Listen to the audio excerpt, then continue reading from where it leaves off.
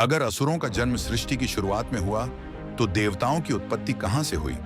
क्या देव हमेशा से थे या उनका भी कोई आरंभ है?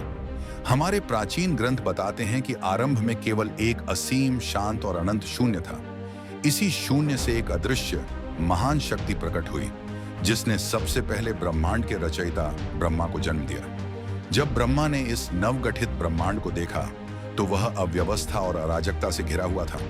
उन्होंने निश्चय किया कि सृष्टि को दिशा, व्यवस्था और संतुलन देना आवश्यक है। सबसे पहले ब्रह्मा ने अपनी मानसिक शक्ति से सप्तर्षियों को उत्पन्न किया। वे बुद्धि, ज्ञान और धर्म के आधार बनने वाले महान आर्षि थे। इन्हीं आर्षियों में से एक कश्यप ने विभिन्न देवियों से विवाह किया और उनसे अनेक दिव्य वंशों का उदय हुआ। कश्यप की पत्नी आदित्य से जन्मे देवों के समूह को आदित्य कहा गया, जिनमें सूर्यदेव प्रधान थे, ऊर्जा के असीम स्रोत।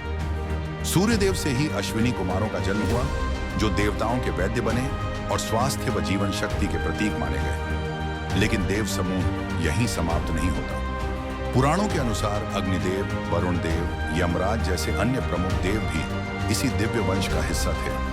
हर देवता को ब्रह्मा ने अलग अलग शक्तियां और दायित्व देकर सृष्टि के संतुलन की व्यवस्था बनाई। यही नहीं, बताया जाता है कि वायुदेव स्वयं ब्रह्मा की श्वास से उत्पन्न हुए, ताकि वे समस्त जीवों को प्राण देकर संसार में गति और जीवन का प्रवाह बनाए रखें। इस प्रकार देवताओं का जन्म केवल कोई साधारण घटना नहीं थी, बल्कि यह संपूर्ण ब्रह्मांड को संतुलित करने वाली एक सुविचारित दिव्य योजना का हिस्सा था।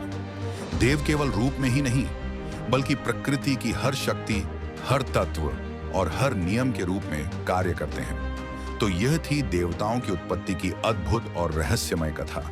आपको यह यात्रा कैसी लगी? हमें जरूर बताइए।